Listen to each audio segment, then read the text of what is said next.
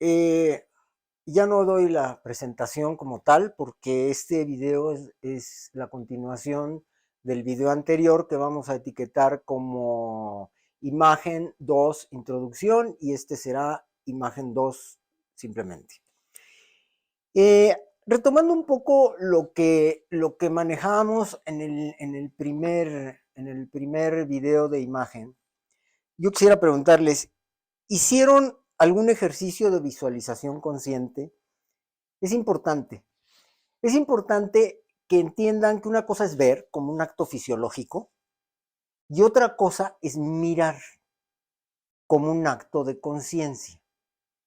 Mirar por la calle y empezar a hacer fotos con la mirada. ¿Qué quiere decir esto? Eh, mi queridísimo y muy importante amigo y maestro Walter Reuter me decía, o más bien me dijo un día, mis mejores fotos nunca las he tomado. Y luego me dijo, ¿cómo parece? Siempre me decía, ¿cómo parece? O sea, que cómo lo veo, ¿no? ¿Cómo me parece? Mis mejores fotos nunca las he tomado. ¿Cómo parece? Y yo no lo entendí, ¿no? Dije, ¿cómo? Sí. Dice, vas por la calle y ves una foto. Ves un niño sentado en la banqueta, jugando con un cochecito. La luz le está dando de una manera maravillosa, lo está iluminando, pero no traes cámara. Pero haces la foto visualmente. Eso es un ejercicio muy interesante, ¿no? O vas caminando por la calle y ves un personaje, y entonces imaginas la foto. Hoy tenemos la ventaja de que todos traemos una cámara con el teléfono. El chiste no es andar foto y foto y foto y foto, el chiste es andar viendo. Entonces es importante hacer esa distinción entre ver y mirar como conciencia. Por eso somos tremendamente voyeristas y somos tremendamente chismosos porque todo el tiempo estamos viendo. Y vemos y entonces de repente le haces un comentario a alguien y dicen, oye, qué fijado, ¿cómo te diste cuenta? Pues a eso me dedico, ¿no? A darme cuenta, a ver. Entonces, hacer ejercicios de visualización me parece que es muy importante. Por otro lado, cuando hablábamos al principio de imagen, decía, las imágenes son la imaginación, ¿sí? Es un imaginario, es una huella psíquica adentro, ¿no? Que dependen, sí, de la cultura, principalmente de la cultura. Y dependen de muchas otras situaciones, de estados de ánimo, etcétera. Entonces, les decía que si escuchan la obertura 1812, pues van a imaginar una guerra y los que ven Walt Disney van a imaginar la princesa que es salvada por el príncipe. Y los que conocen ciertas obras, en la Marsellesa, por ejemplo, pues van a saber que Francia tiene algo que ver en esa guerra, ¿no? ¿Qué pasa si escuchan el himno nacional? ¿Qué imagen se les viene? Hagan ese ejercicio.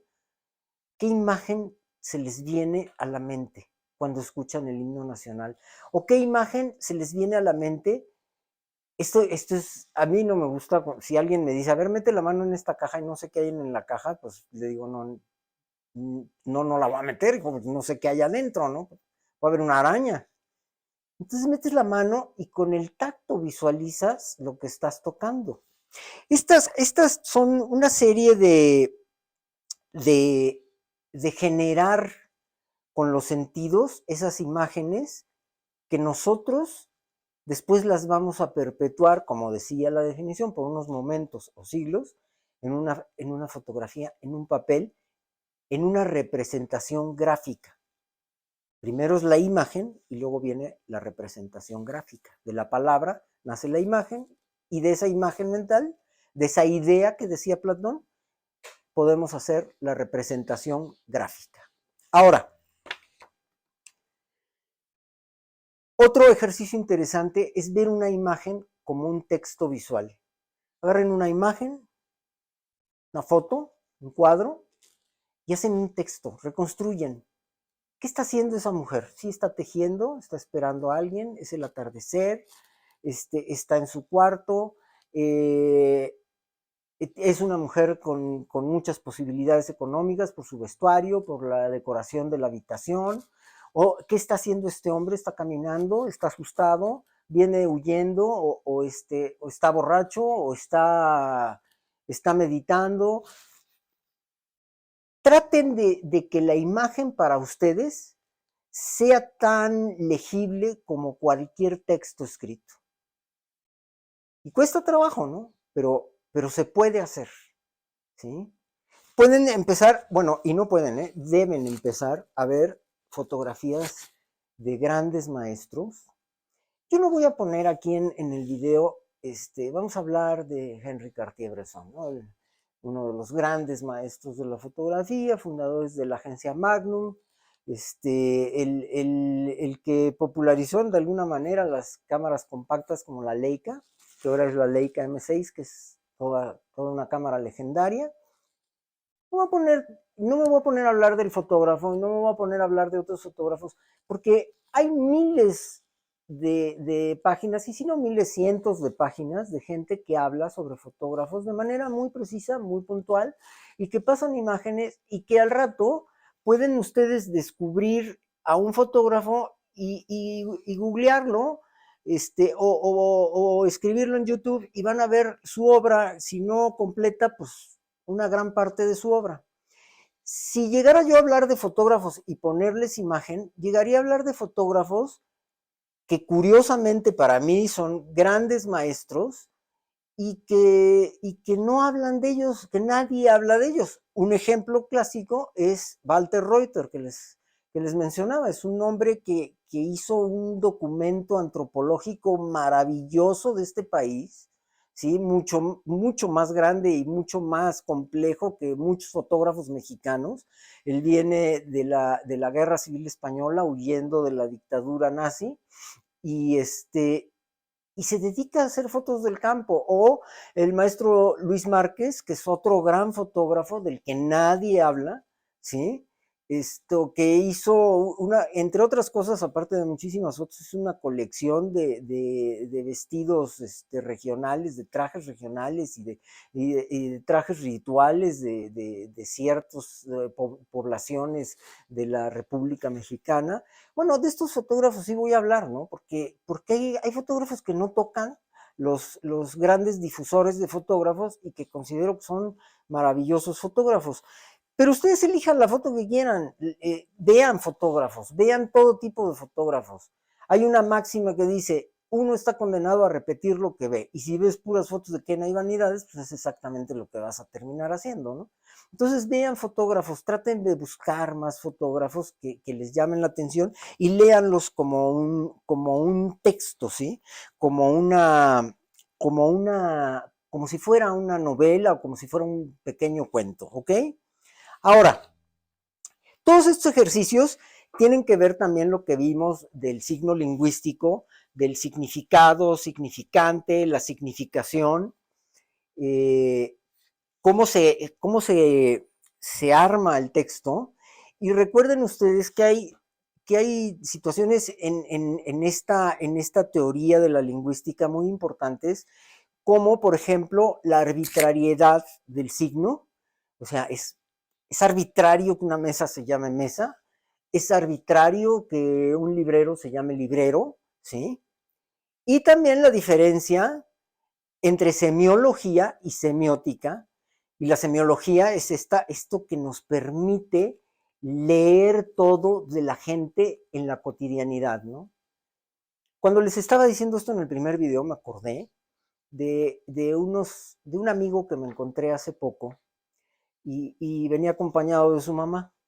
Y entonces empezamos a platicar de cómo se ha encarecido la vida, y entonces ahora en México se han dado mucho las discusiones de partidos, pero no de fútbol, sino más bien de partidos políticos, y entonces decían que no, que México estaba maravilloso y que no había subido nada, y que ellos compraban en la central de abasto y que estaba hasta más barato, porque en tiendas como Walmart, no sé si deba yo decir ese nombre, pero bueno, en tiendas como Walmart, todo estaba carísimo y acababan con nuestros grandes subsidios que daba el gobierno.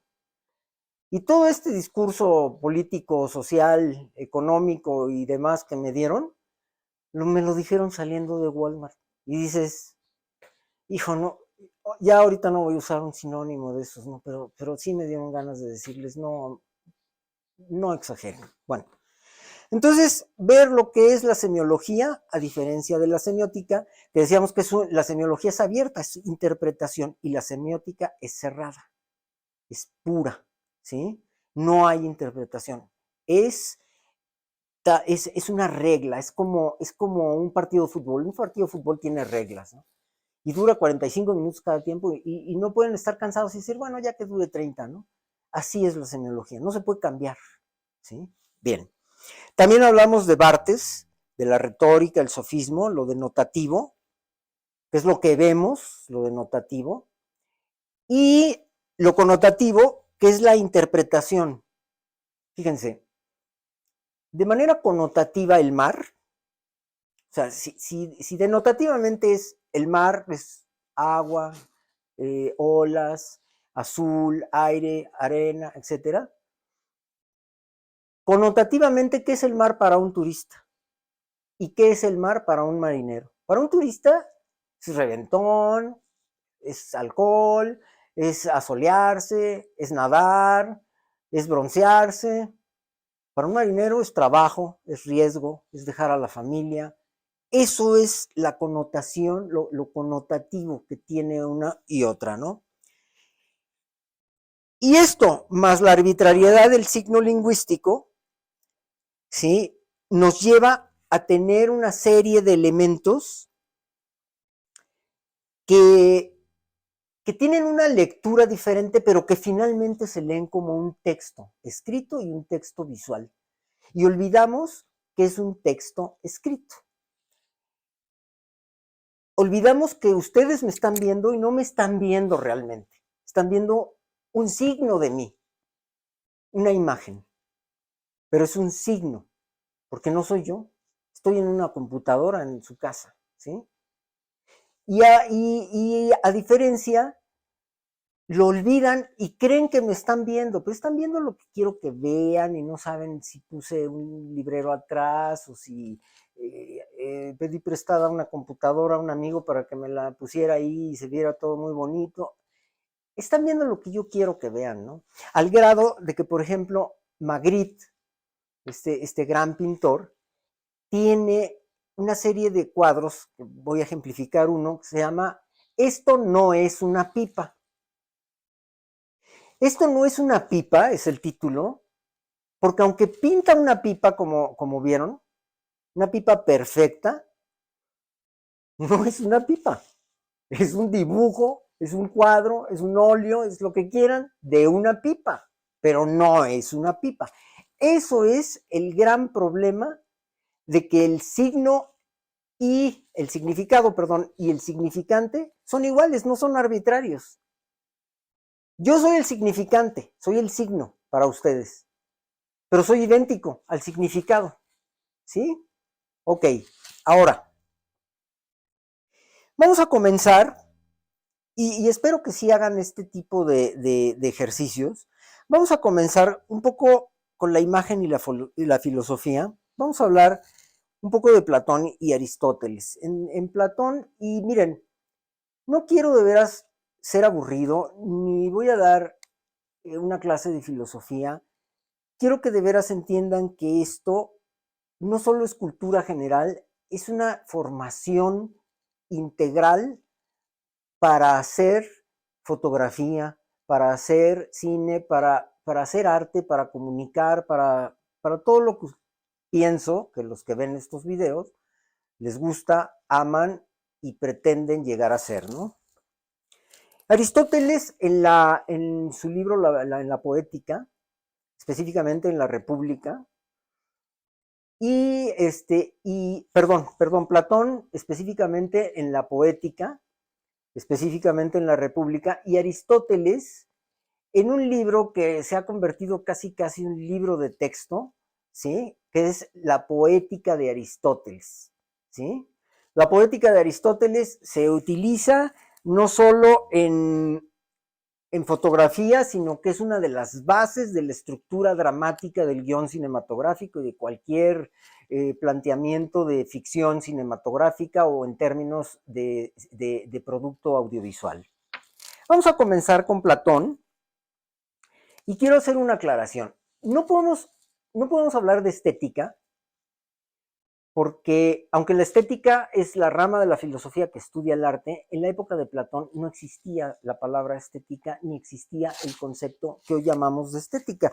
Estética nace en 1753, en el siglo XVIII, con Gautier, ay Dios mío, Bunsgarden. Vamos a dejarlo en Gautier. Mis alumnos me decían, ¿cómo se escribe? ¿Cómo suena, maestro? El Google te lo va a poner en buena ortografía y te va a encontrar el buscador. Este hombre escribe por primera vez lo que es la estética, como una rama de la filosofía, y después, lógicamente, Kant, en su crítica del juicio, habla ya de una estética perfectamente conformada, ¿no? Kant habla de lo bello, de lo sublime, habla de cómo lo bello debe de ser desinteresado, ¿sí? Debe de tener una finalidad sin fin. Yo creo que estoy diciendo términos que a lo mejor no se comprenden muy bien, pero que vamos a estudiar no todo lo profundo, no con toda la profundidad que lo estudiaría un filósofo, pero sí entender qué es eso de finalidad sin fin. El arte no tiene fin, pero sí tiene una finalidad, ¿sí? Y debe de ser, esa belleza debe de ser, no debe de tener una serie de parámetros de interés, debe ser completamente desinteresado. Tú lo ves como algo bello, ¿ok? Entonces, esa estética de Kant, de la crítica del juicio, hace que, perdón, es que me están diciendo que me estoy tapando el micrófono, hace que ya la estética se forme como una rama más del estudio filosófico que trata del momento de la creación artística y efectivamente de la belleza. Y vamos a ver que hoy ha estado muy menospreciada la estética y que ya no se habla de belleza, ya hay otros parámetros en el arte, pues, ¿no? Pero cuando hablamos de Platón y de Aristóteles, hablamos de que ellos no hablan, aunque no hablan de estética, tiene que ver con la creación artística. Y los términos que más tienen que ver con esa creación en el caso de Platón son el término tecné y mímesis, que ya habíamos visto algo de la mímesis el video pasado, ¿sí? Perdón, pero me traían frito con lo del micrófono. Espero que no se haya escuchado muchos de mi chaleco.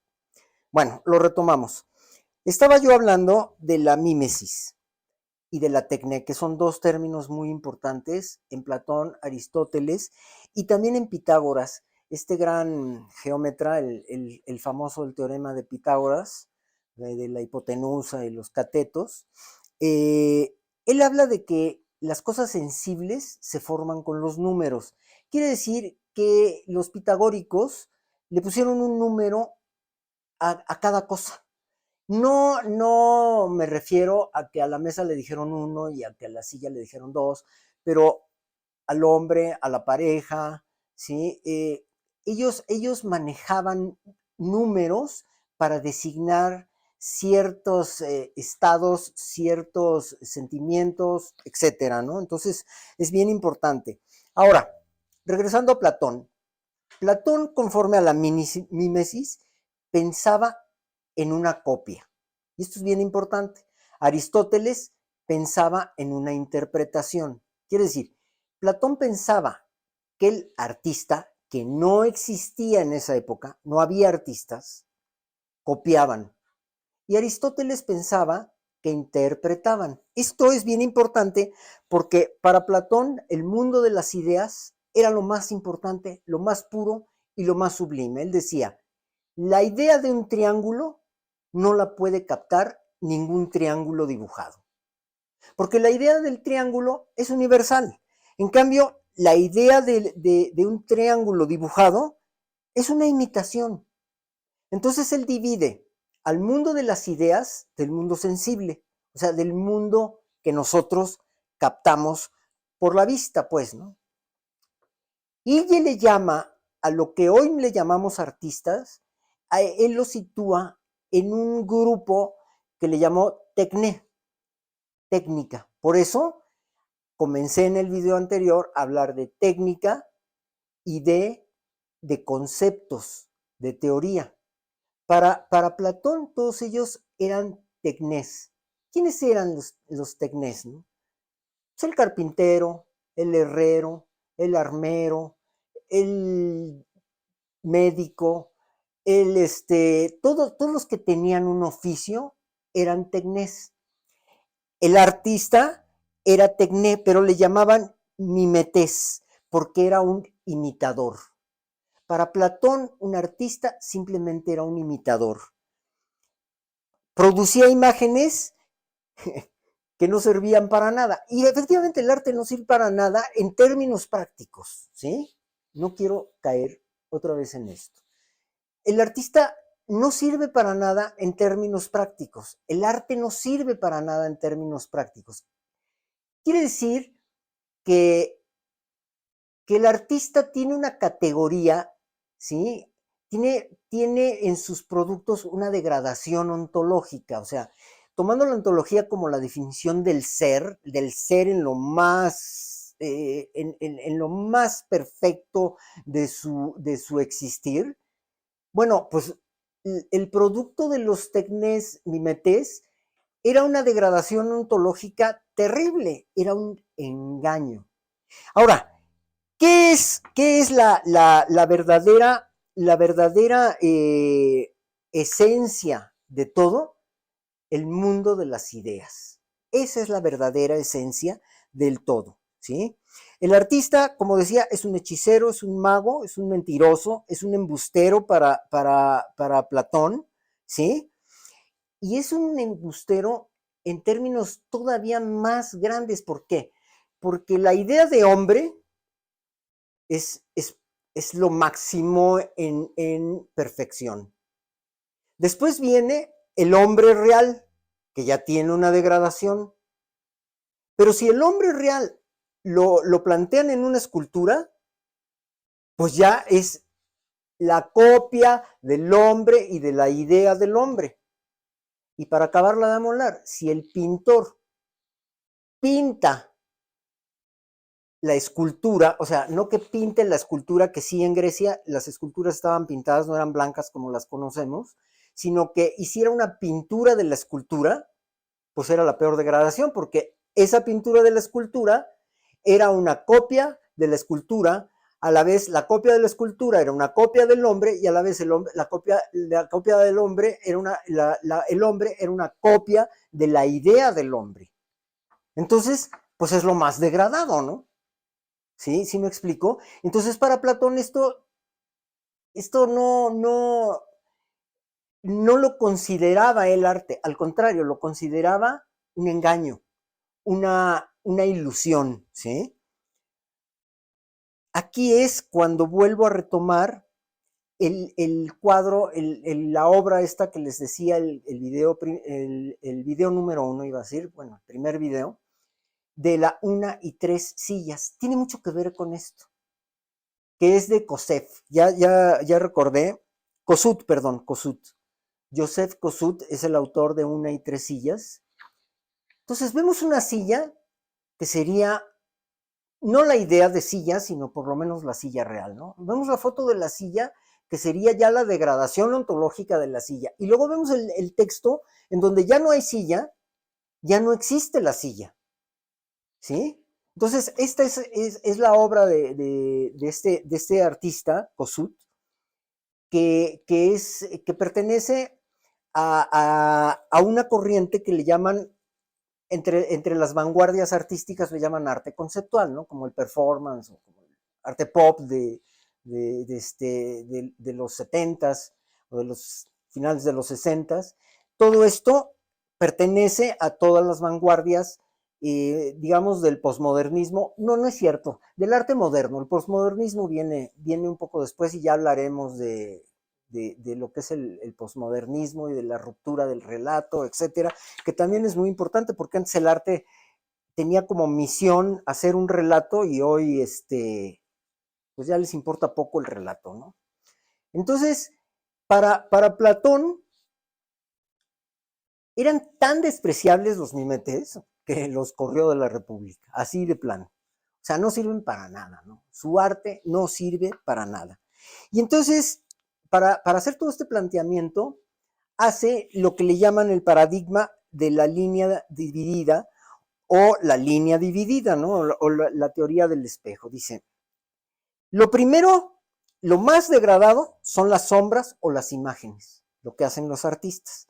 A esto le llama imaginación. Fíjense qué interesante cuando estamos hablando de imagen. En la línea dividida, este diagrama que ven ustedes, lo primero son las imágenes, la imaginación. Lo primero es las sombras que viene después a relatar en el mito de la caverna, que supongo que todos ustedes lo conocen. Hago un planteamiento muy breve.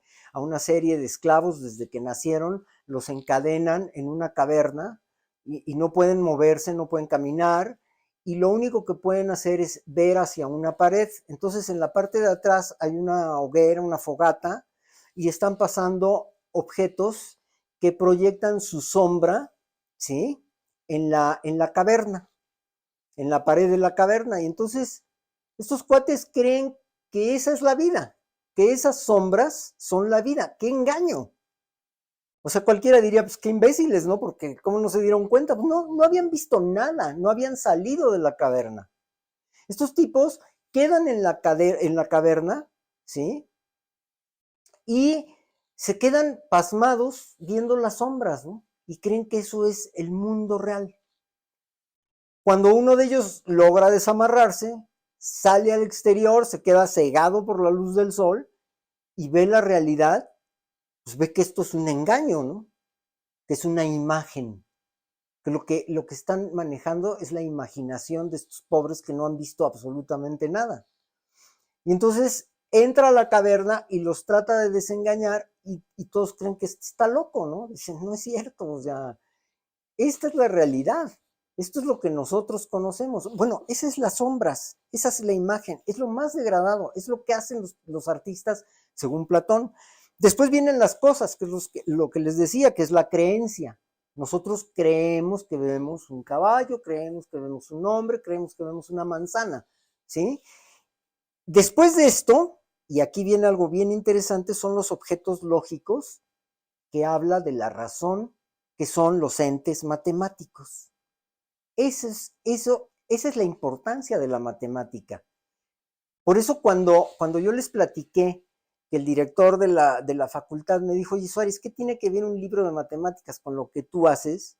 Pues mucho, porque lo que yo hago es una ilusión, es una abstracción. Y la matemática maneja el concepto abstracto. Por eso hablamos de la razón y los objetos lógicos, que en este caso podrían haber sido los sólidos platónicos. Bueno, y hasta el final, las ideas, que es el conocimiento. Ya cuando llegas a las ideas, llegas perfectamente al conocimiento. ¿Quién hace este conocimiento? ¿Quién hace la idea? Pues Dios, ¿no? Que Dios es una palabra que estoy utilizando como manera, digamos, eh, culturalmente aceptada, ¿no? Como un ser superior. Ellos no hablaban de un Dios, ¿verdad? Hablaban de un demiurgo, ¿sí? Que era el que hacía y deshacía y nos daba ciertas posibilidades, ¿no? Por eso hablamos de Dios, pero finalmente ellos lo llaman demiurgo. En el Timeo de Platón, que es otro de los libros, habla de las tres camas y dice, bueno, la cama ideal la hace el demiurgo. La cama después la hace el carpintero. Pues esa es la cama que sería la cosa, ¿no?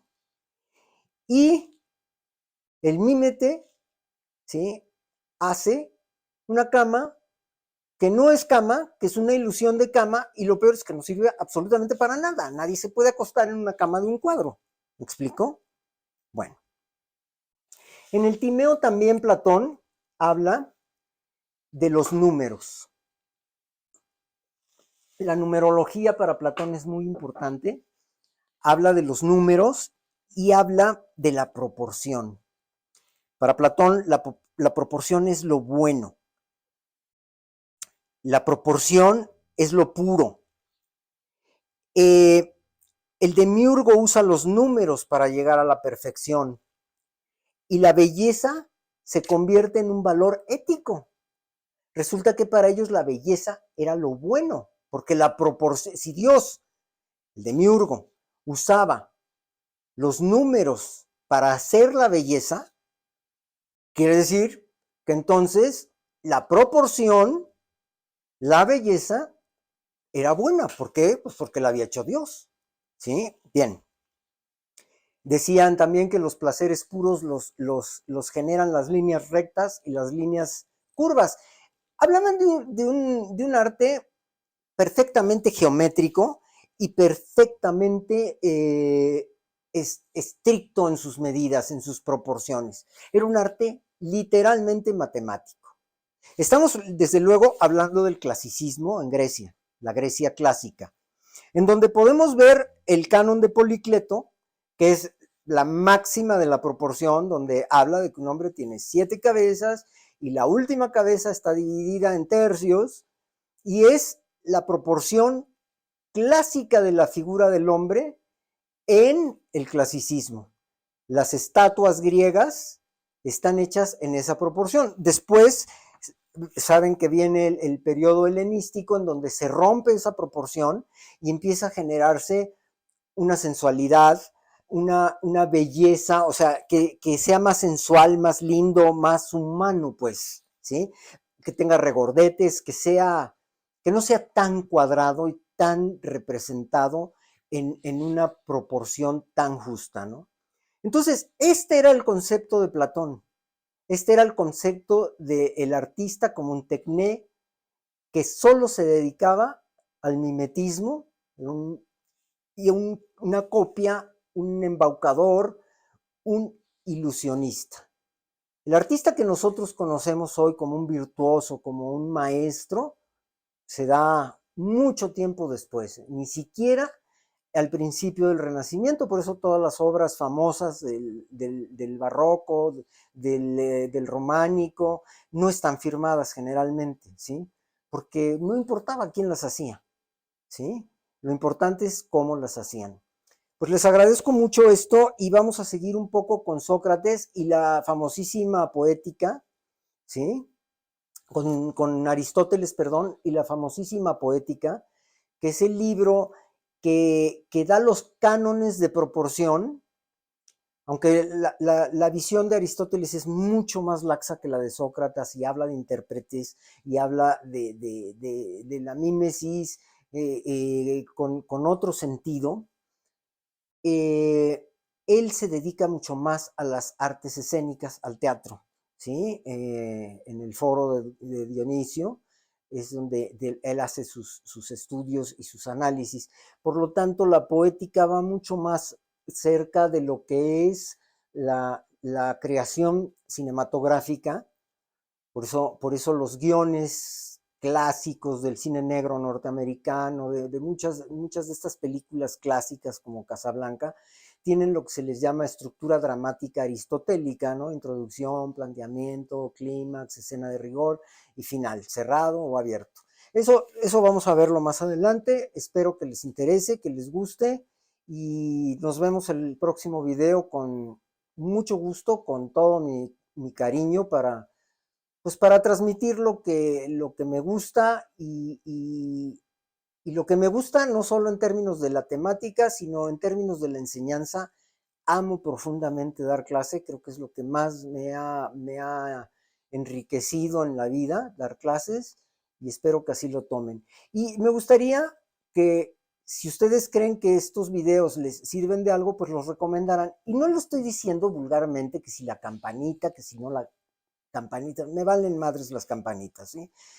Lo que quiero es transmitir lo poco que sé y que le sirva a la gente que lo está viendo. Gracias. Nos vemos. Ya lo sé, no lo logré. Ahora un video dura 20 y el otro 40, salió peor. Perdón, voy a tratar de mejorar esto y de no caer en este pecado de la verborrea. Gracias.